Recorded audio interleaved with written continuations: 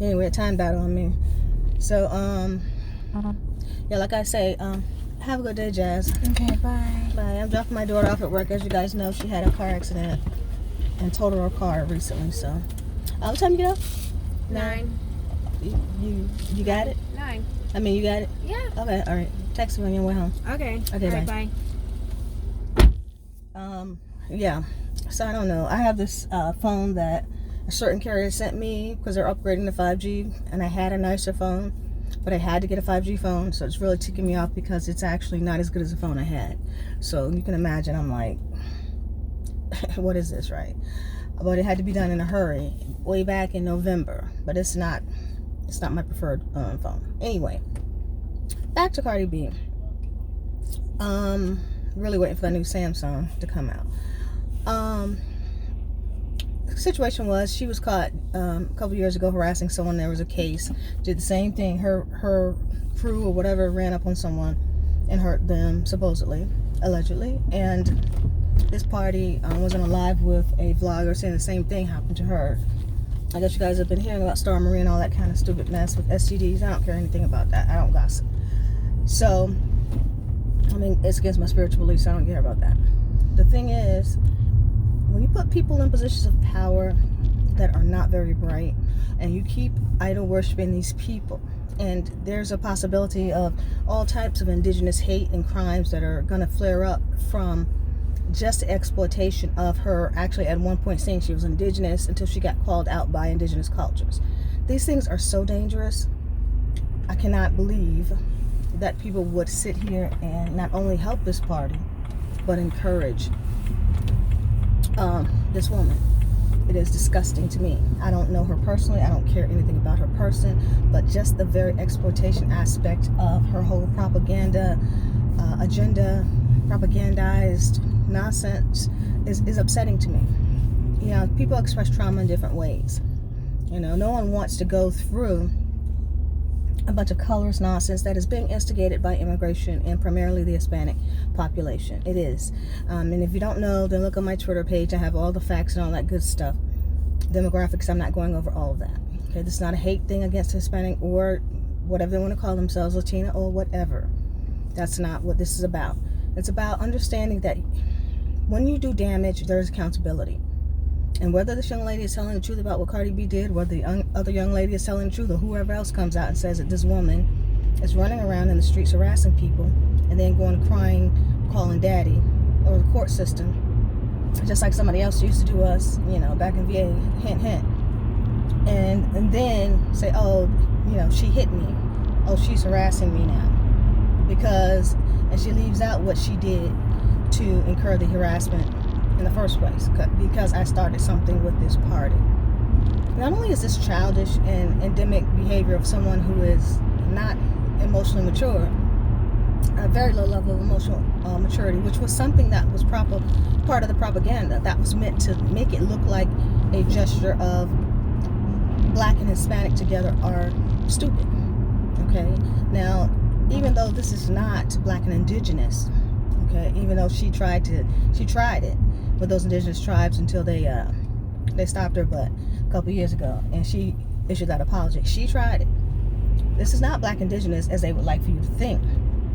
It is a cultural understanding that this is Hispanic.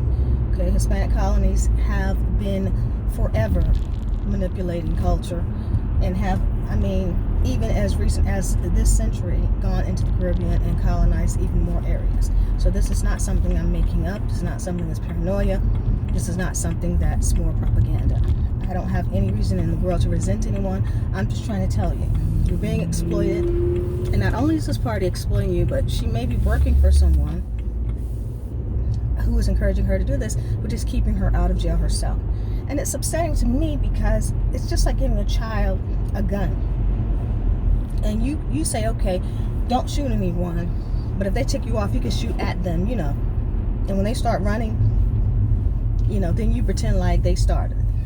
Or you just go lawyer up somewhere and pretend like you didn't have anything to do with it, you know. And I'm just like, I'm just so tired of hearing all these stories. People just let it go. How many different things is this person going to do? And it isn't targeting her. It's just the amount of respect that you give other Black and Indigenous organizations versus the respect that, you know, you're giving her, which is a false, really in an instance is false. It's something that was propagated for her to have this type of image.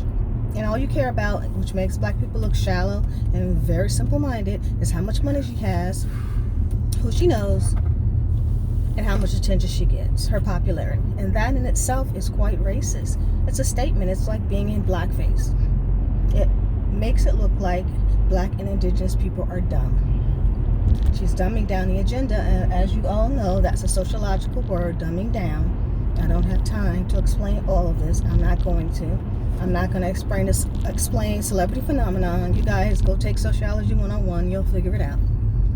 I'm not going to reiterate what my degrees are in: cultural psychology, bachelor's in sociology, master's in psychology of culture, and in public health. I have a master in public health with an emphasis on mental health.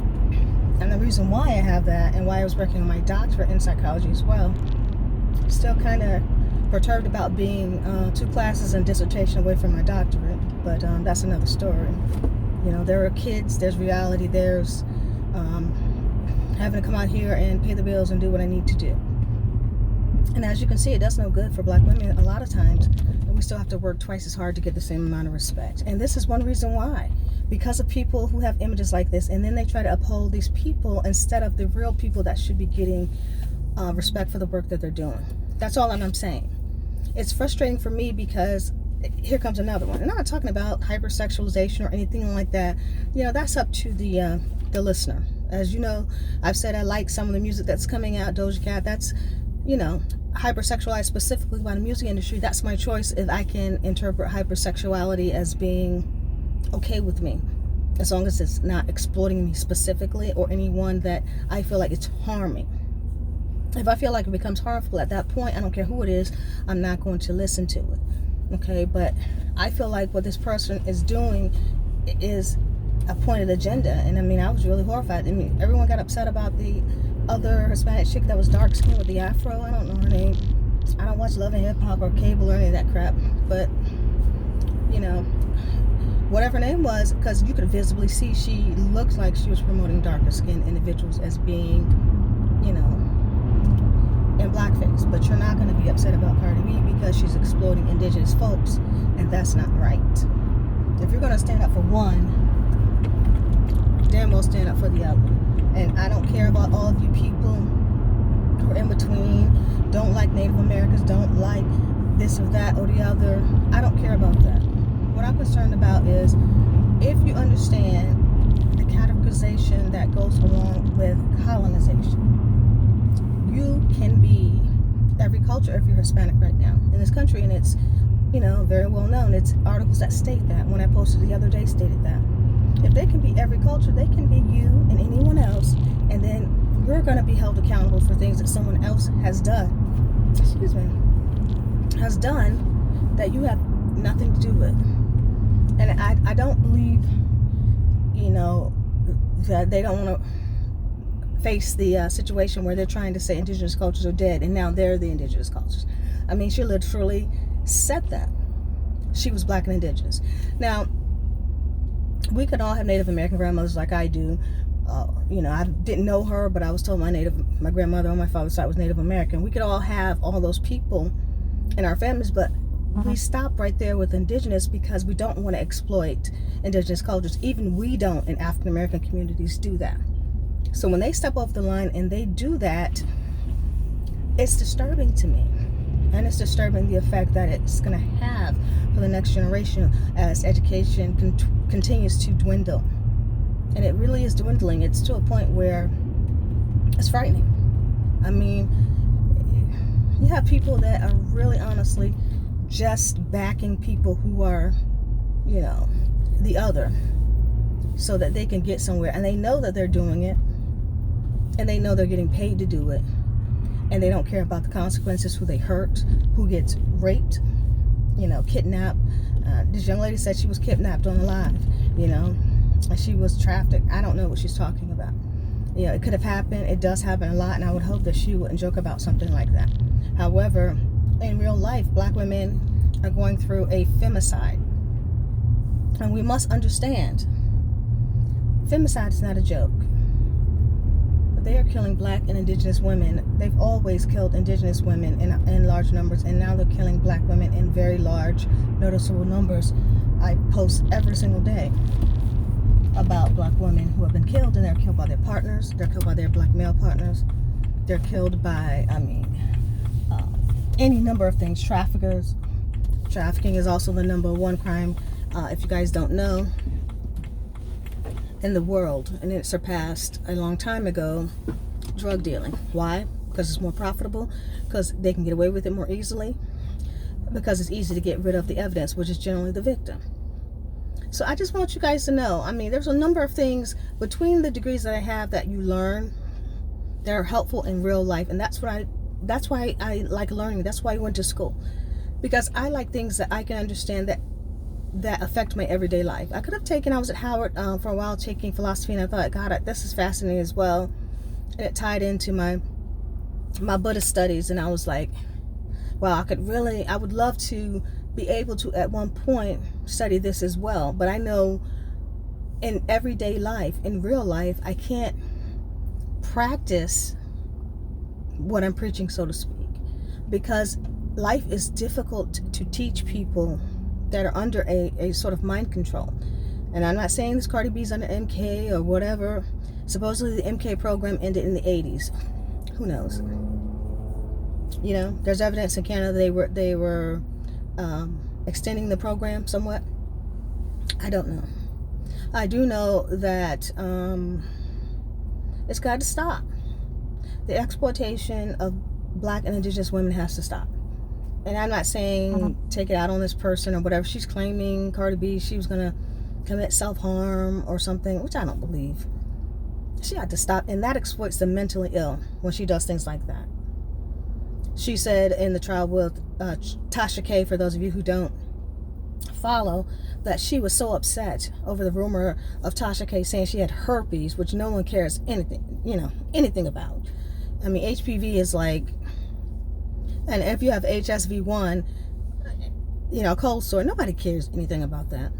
That's so childish, especially given all the diseases that you could have. But even if you did, imagine if you had HIV. Really? You're going to be upset to the point where you're going to kill yourself because you have a cold sore? Are you worried about what people think? And you're a celebrity.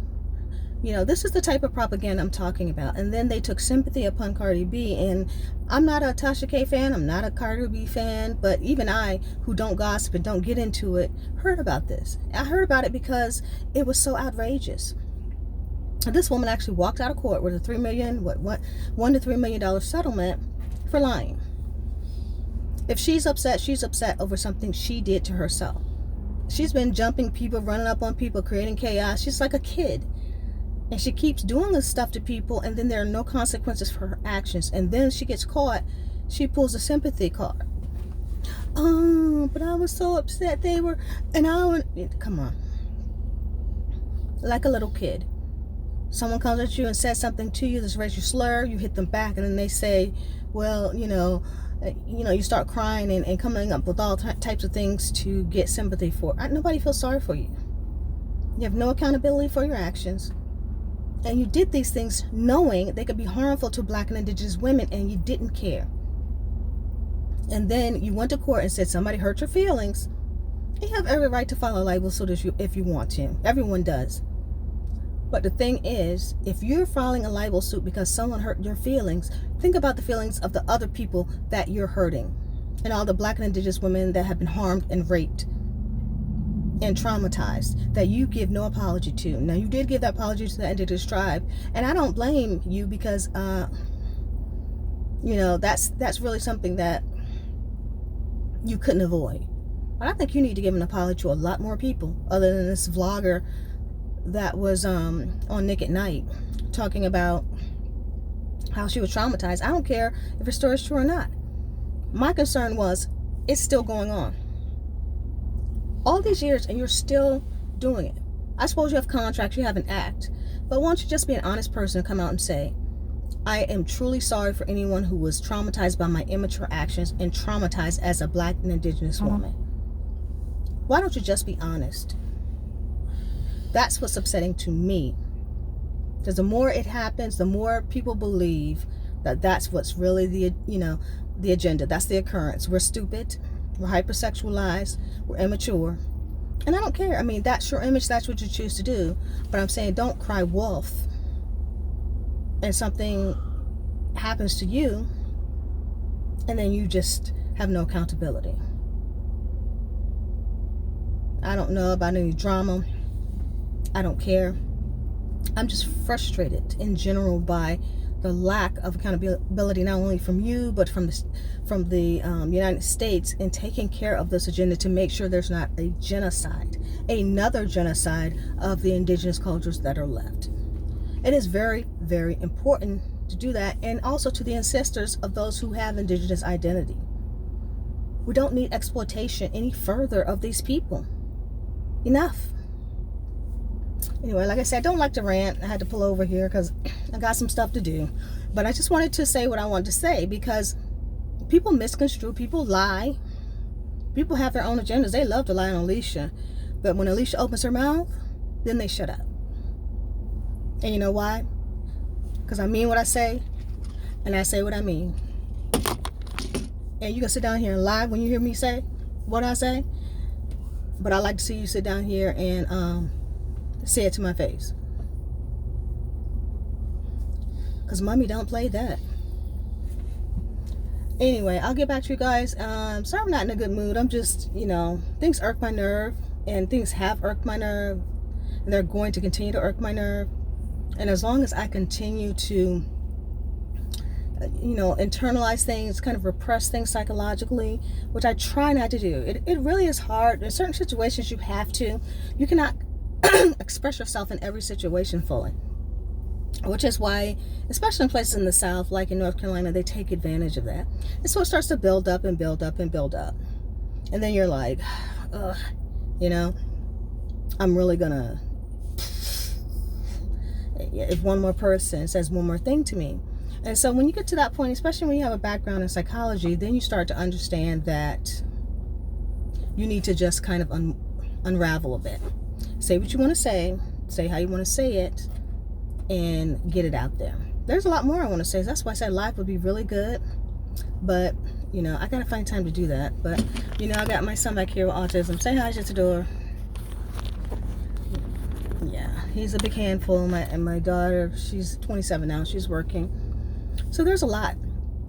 And then I work. And then, I'm still not working in my field as much as I would like to, which is kind of upsetting to me. But again, we deal with a situation where there's that quiet harassment, this kind of Cardi B like harassment where they do stuff, turn their backs and pretend like they didn't do it.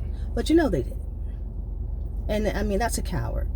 That's a coward's way out. And I've said it a million times, and I will continue to say it, because cowards never win. They never do. So anyway, I'm going to let you guys go. I got to go, and I'll talk to you guys a little bit later. Thanks. Bye.